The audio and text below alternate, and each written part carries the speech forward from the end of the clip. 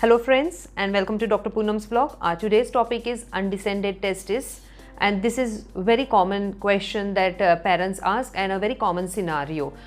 So what happens is when the baby is born, many a times parents notice that one of the testes of the baby is not descended down in the scrotum, or it is missing from the scrotum, or both the testes are missing from the scrotum. And for the parents, this is a very big worry, because after all, it is a male child without a testis. What should be done?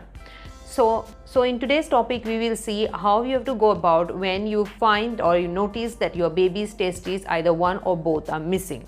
So to start with, let's know how these testes come in the scrotum. The testes are not formed in the scrotum, rather they are formed high above in the abdomen, just somewhere below the kidneys. So in the inset here, I am showing you the GIF of how the testes comes down. You can notice it is coming down from the lower pole of the kidney slowly down into the scrotal sac. So this is a whole track which is there. So this is the track which the testis has to traverse, and it comes from inside the abdomen. It has to cross through the layers of the abdominal muscle, then outside into the scrotum. So it's a big journey for that small testis. Most of the times in baby boys, this journey is completed and voila, the baby has two testes when the baby is born. Okay. But in some babies, this doesn't happen. One testis comes down and the other one is left on top. So we usually say the left is left up, okay, or left is left behind. So it is the right testis which comes down and the left testis is usually missing. So what should we do in that case? Don't worry, it will come down by 6 months of age. And what should be done if both the testes are missing? Again, don't worry, they will also come down by 6 months of age. There are also conditions wherein sometimes the parent will say that the testis is there, but suddenly it disappears in between. Okay, that is because the testis is retractile. Now, what is meant by retractile is there is this anatomy wherein when it is cold environment outside, the scrotum shrinks. So because of this shrinking, the testis goes back in the canal, and once the scrotum relaxes, it will come back in the scrotum.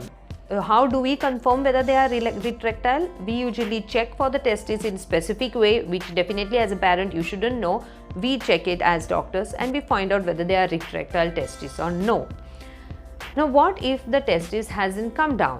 Now, as I said, first and foremost, you're going to wait till 6 months. At the end of 6 months, if the testis haven't come down, then you have to visit your doctor.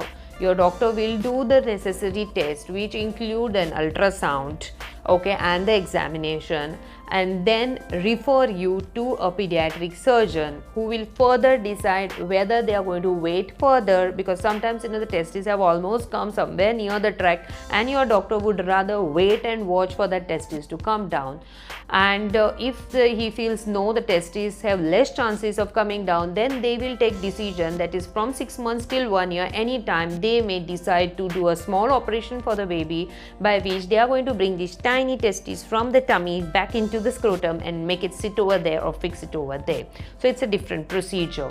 Now, there are some parents who say, why should we directly go for operation when the testis is anyways going to come down? See, we do not know for sure whether the testis is going to come down, especially if it is very high up there, okay? And why the testis should remain down in the scrotum is our body temperature is somewhere around 37 degrees Celsius or 99.5 degree Fahrenheit or 99 degree Fahrenheit, okay? So it is higher than the outside temperature. So testes are sitting in the scrotum, which is outside the male body. So that's how these testes have to have a temperature which is lower than your body temperature. So it has to be the environmental temperature. So when your body temperature is 37 degrees Celsius, your environment temperature may be somewhere like 25, 26. Now that is the temperature that the testes require. Why is it important to keep the testes at a lower temperature than the body temperature? That is because that is the temperature that is required for the spermatogenesis, that is formation of sperms. If the testis remains up high in the stomach, this will be hampered. So in adult life, the male child will have a problem.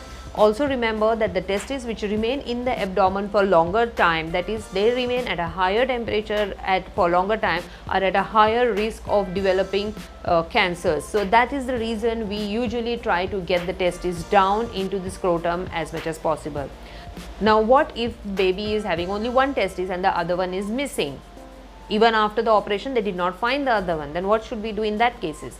Do not worry, even in such cases the child in adult life, that is this child who later on becomes an adult male, will have no problem in his reproductive system. So don't have to worry. But definitely somewhere during the adolescent age there has to be some psychological support that has to be given to this child, because they may have this negative thinking coming in, okay, I am missing on something, because when they will find that there is one testis there and the other one is not there, they may find that there is something missing in me. The child may have a psychological problem. So you will have to keep a watch for that. At an appropriate time introduce the topic to them and see that you speak up about this.